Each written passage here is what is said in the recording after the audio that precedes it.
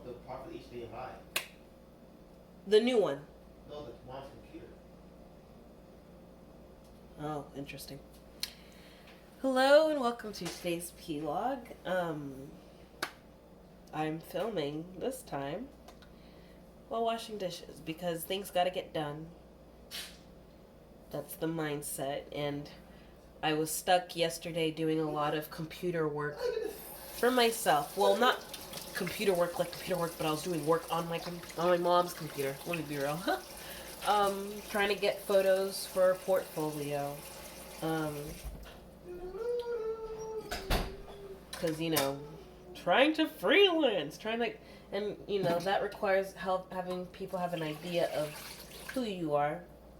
Fortunately for me, I am a heavy documentator. Forget the words. So I had a lot of source, which was a good problem, but it really was a problem still, because then I spent the whole day looking for stuff. But yeah, so dishes are a little high, a little stinky, and I actually thought this would be a great time to work while talking. And usually, like the last few, I would work on my stuff while talking, but work is work, and that doesn't just mean because it pays bills, but because it's needed to be done. Work is work because it just needs to be done. So this work doesn't seem direct, but it is, because I'm part of a family and we don't have maids. But yeah, even if it wasn't for that, it's just a good habit to be able to wash dishes. And especially since I'm not that sick anymore, I don't really have an excuse. Like, I just have whatever it's called.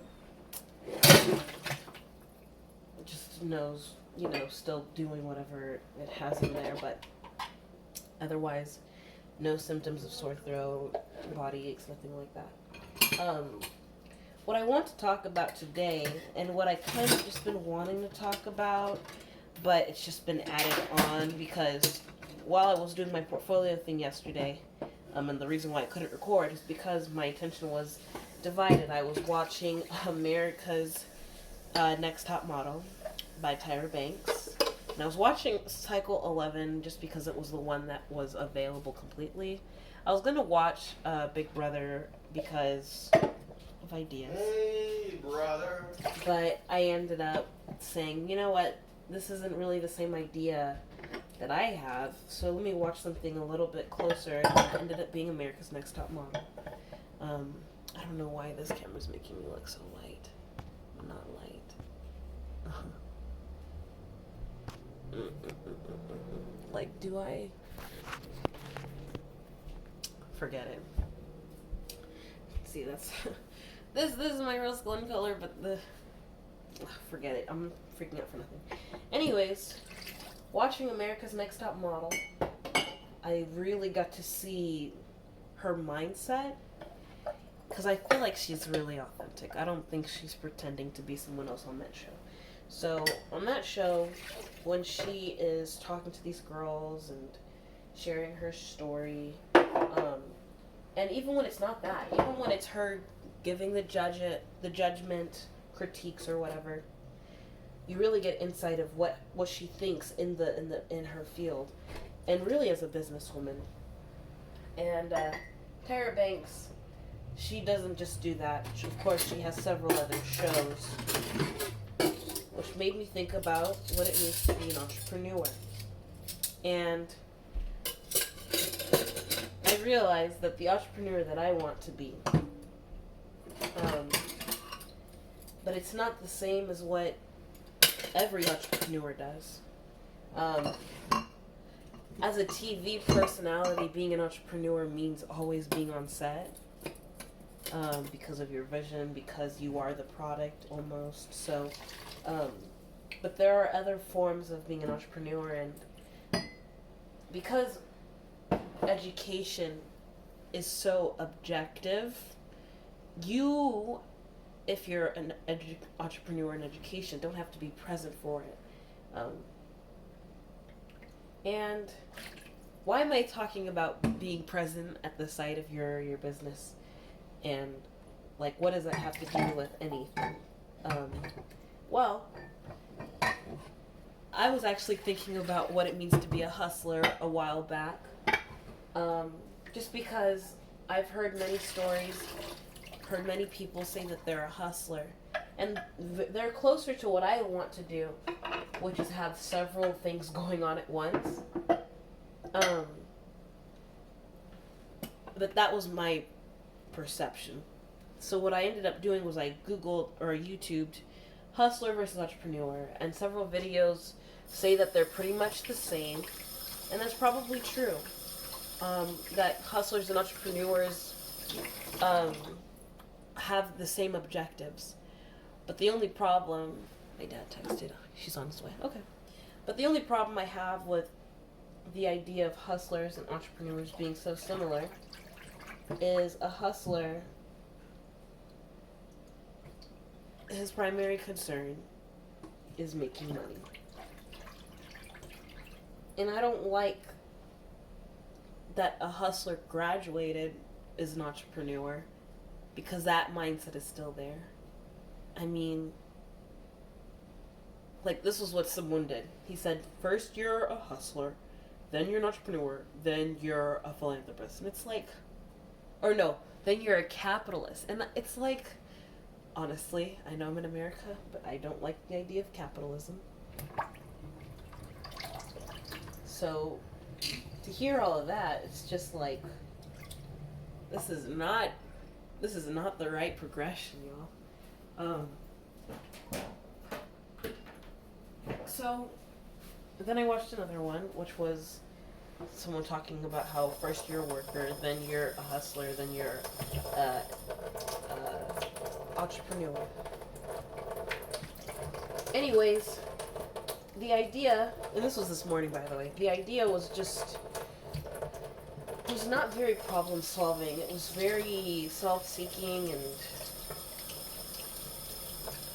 I don't like the idea of people inventing products for maybe a market that would be there, but they're causing more problems. Or they're not solving any problems, they're just providing a product. They're not really bringing something new or saying something worth saying. So that bothers me, and just know if I was to train entrepreneurs, which I believe that'll be the future, it wouldn't be like that.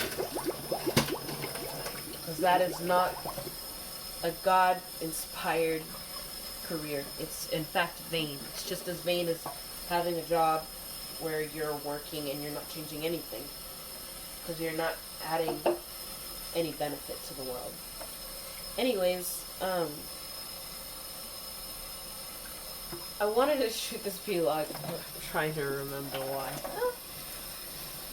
I mean, I know what I was going through today, but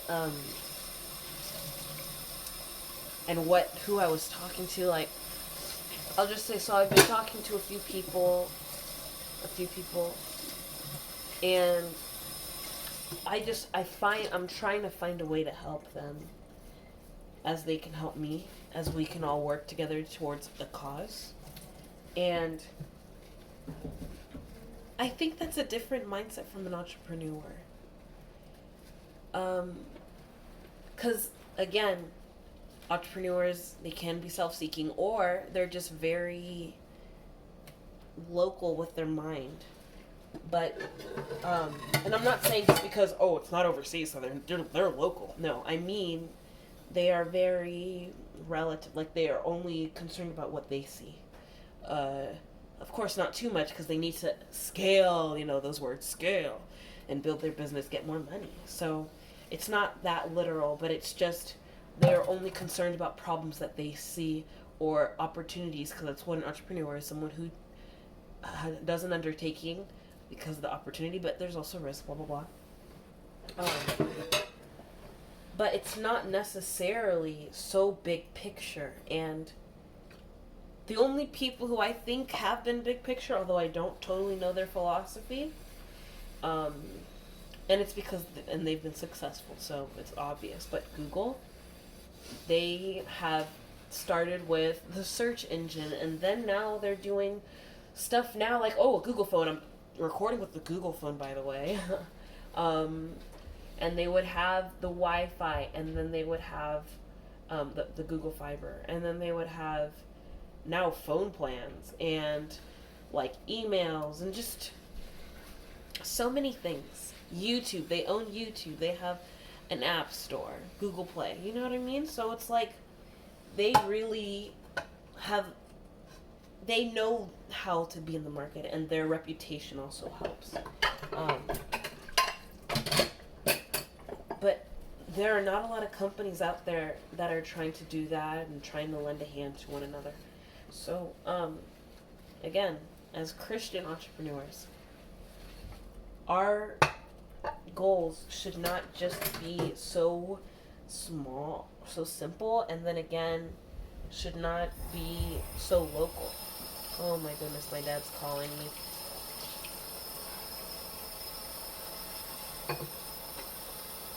Let me decline it. I love recording p+logs.